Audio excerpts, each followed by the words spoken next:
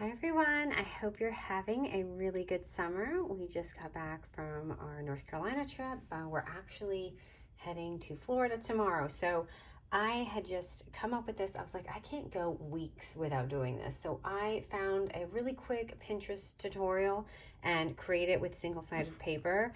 And you can see even the front is not decorated that great. But inside you've got 1, 2, 3, 4, 5 pockets, and I'm using single-sided paper on cardstock so that you're able to just kind of do this. It's very loud because I didn't realize the papers I printed with or I picked this year were so like vibrant, and I'm not used to it on this, but it came out cute, and it's like I said, it's a really quick tutorial that I can do with you before I leave again.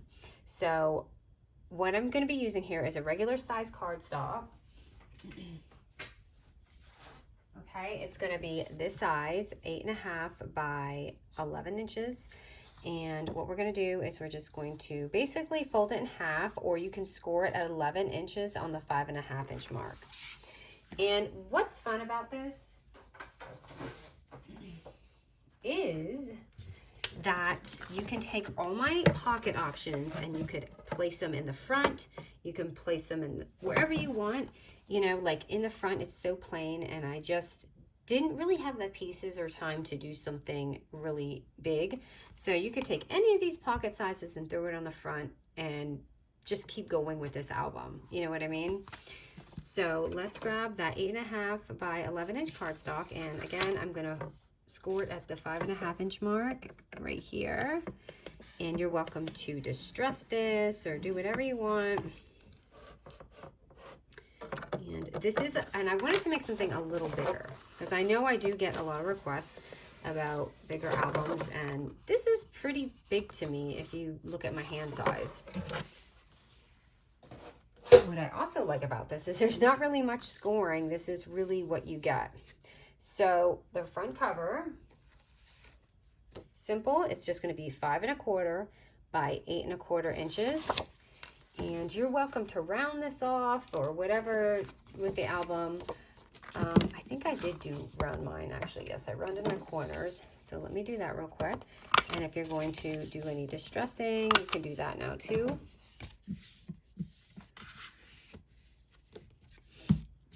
Okay, so this is going to go like perfectly on here. So let me just glue that on. Another tip is if you want a little front pocket there, you don't have to do this. You can just do a little glue thingy and make a little slit here on the side, and you can make it like a side pocket in the front. But I did not do that. I thought of that after. And I'm just going to leave the cover like this for now and see if I can go back to it and probably find something. So the inside is actually super easy because I'm going to give you all the measurements for that. So we're going to cut out 4 3.5 by 5.25 sheets, and we're going to do 4 of them. So you can see here, there's just 4 of them. Is there 4? Yes, there is. So pick your papers. I'm putting one aside right now. And then I'm just going to kind of see how they go on my thing and eyeball it how I want it. I'm just kind of seeing. I did not play with this yet. I can't tell how I want it. I feel like I do want it a little more solid at the bottom because I want to be able to use like a die cut. So maybe I think I'm going to do this. So on the top of mine, I just leave a little bit of space. I'm going to use my 2-inch punch here and cut out some middle circles. And mine would not cut through my papers, so it would only cut through 2 of them.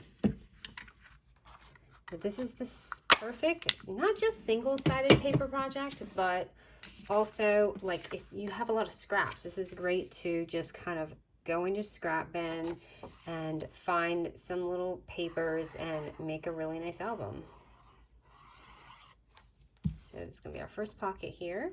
And again, I'm going to leave just a little wiggle room on the top because you want things kind of coming out, right? And what would be beautiful here, if you want to go the extra mile, is stitching.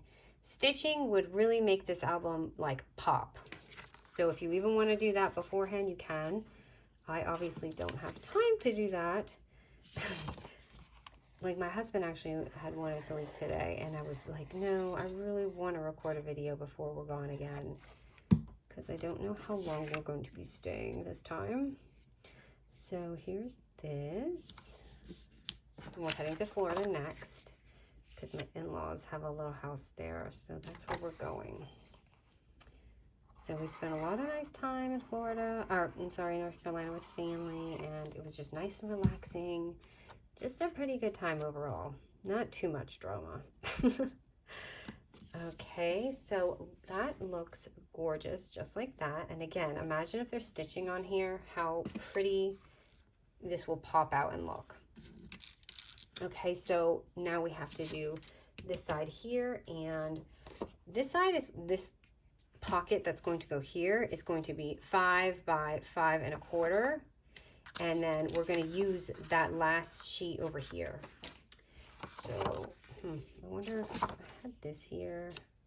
Yeah, I feel like I used too many different patterns, so I feel like maybe it needs a little bit of this. Let me see. Yeah, because this is going to be too much brown. So these two together kind of help.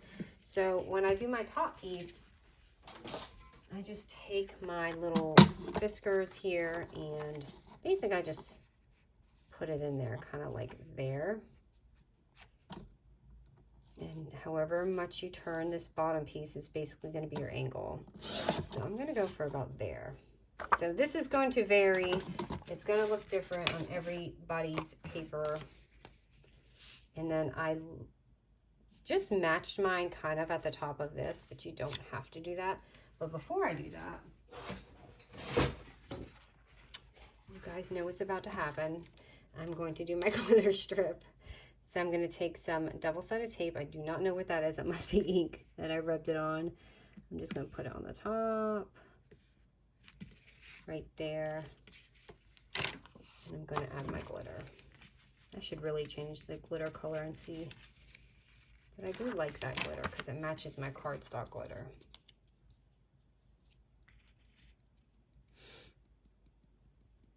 I'm going to add this on here. Just my double-sided tape and glitter for newbies. Let's see how it looks. And you can just dab any bald spots. Okay, so that's going to go here. And then the other piece is going to obviously go on the bottom, but let me punch it. It's going to go here. So let me go ahead and glue this.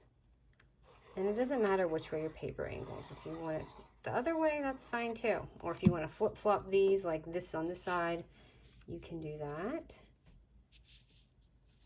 So pop that there. And then I'm going to just put this aligning with that so it doesn't look too funky. I hated that I had to use this double-sided paper because I actually love this picture. It's so strange because this is so vintage and the line really wasn't too vintage. So I felt like some of these pieces were a little too eclectic, but I could be wrong. I don't know. I haven't seen other people use it, but I just noticed I had a little bit of a hard time using this collection. Also, if you want to do the back cover, just measure it the same as the front cover. Forgot to mention that. And I'm going to just pop on some fun things here. Let me grab this and just add some pretties on there. And you can see that a lot of the pieces I used were from like my previous thing. Like some of you like the vellum thing. So what I had done, this was my previous album. So I just kind of took that and like tucked it in right there. So just take some vellum and staple it. And then I have this acetate thing going on there. And I've got a lot of little fun tidbits that I can put on here. And here you can just add these little fun like index things in it to build your album. And I did a few different sizes, but that's going to make your album really come to life a little bit too. I've just got these tickets I'm going to add in there. So basically, what would you use this for is a very popular question I get. And you could use it for photos, memory keeping. Like for instance, I'm going on, you know, we're going to Florida. So wherever we go, if I have any like tickets to anything we do, any events,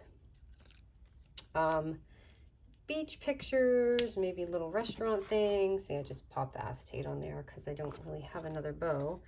I mean, there's just a bunch of little things that you can obviously put in here. If you're doing snail mail, little flat embellishments would be pretty. What else? Even some people use these things for like receipt holders. Just anything you need really organized, honestly. Trying to see if I can find another bunting thing, but I can't. So I'm just going to leave that, but that comes out really pretty.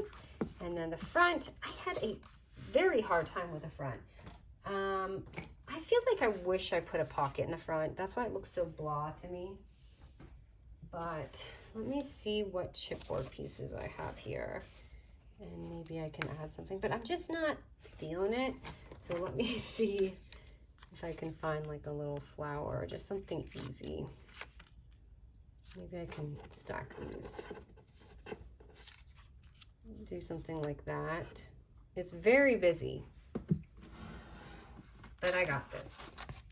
I'm just going to grab my foam tape and just see how this looks a little elevated.